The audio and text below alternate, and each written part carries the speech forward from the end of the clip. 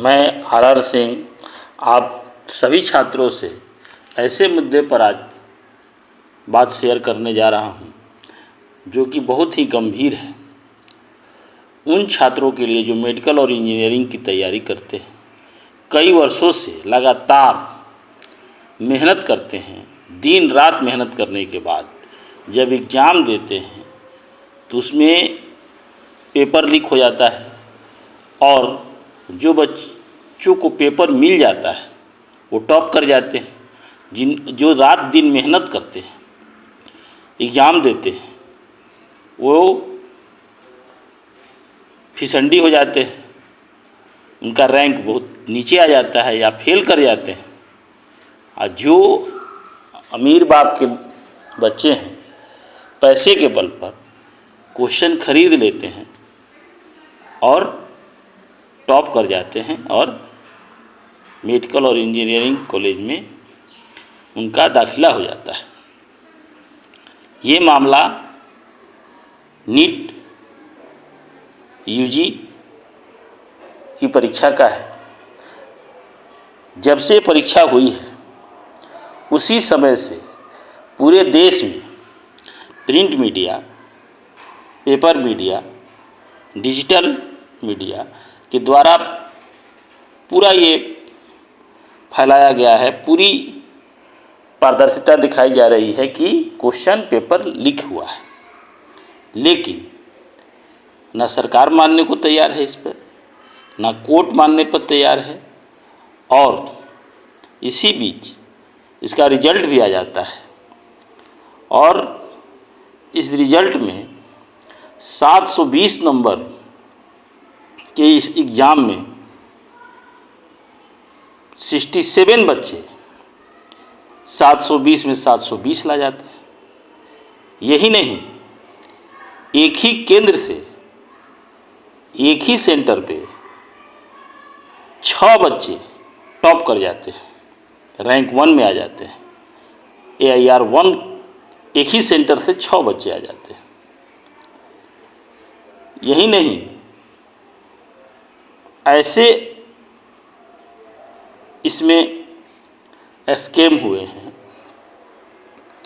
जिसमें एक एक कोचिंग के 8-8 बच्चे, 10-10 बच्चे टॉप कर जाते हैं। और तो और एग्ज़ाम लेने वाली इतनी बड़ी संस्था जो है NTA, वो केमिस्ट्री के जो पेपर बनाती है उसके आंसर शीट में 2-2 आंसर, एक एक क्वेश्चन के सही ऑप्शन सही हो जाते हैं।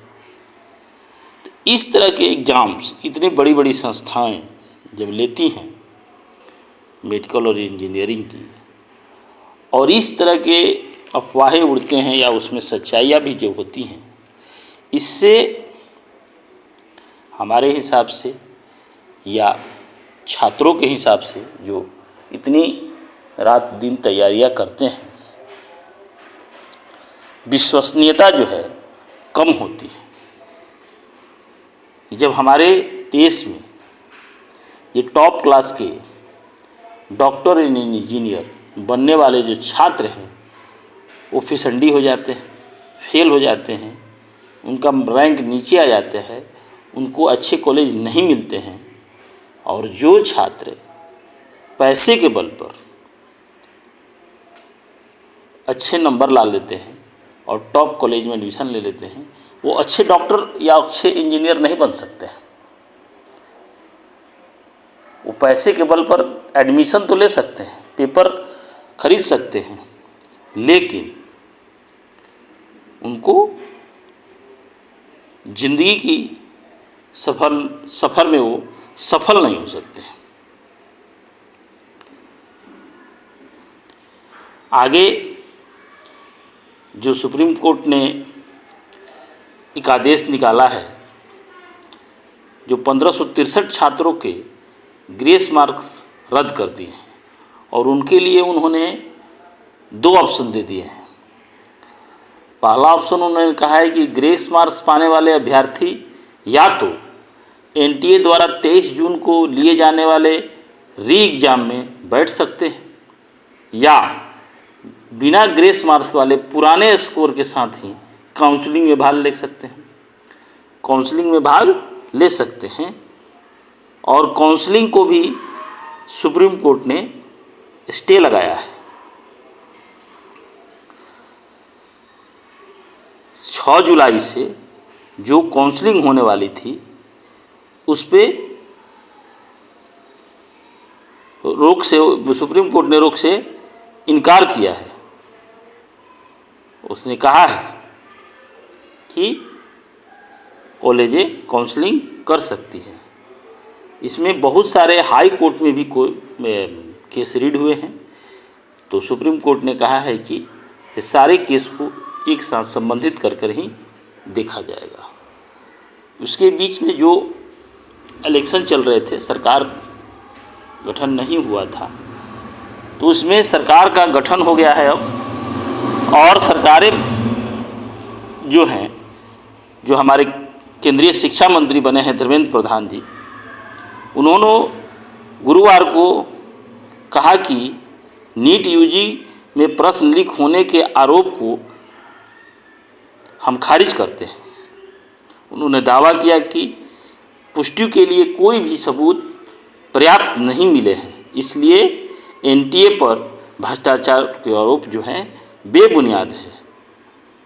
उन्होंने ये भी कहा कि ये बहुत ही प्रमाणित संस्था है, सरकार सुनिश्चित कर रही है कि किसी भी छात्र का नुकसान नहीं हो, लेकिन यहाँ तो नुकसान सीधे सीधे दिख रहा है जब से ही एग्ज़ाम हुए हैं।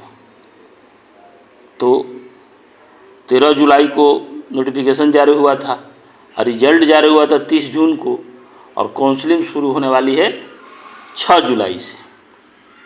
और ये पूरा प्रकरण संदेह के दायरे में नज़र आ रहा है, लेकिन न कोर्ट कुछ कह पा रहा है, न सरकार कुछ कह पा रही है।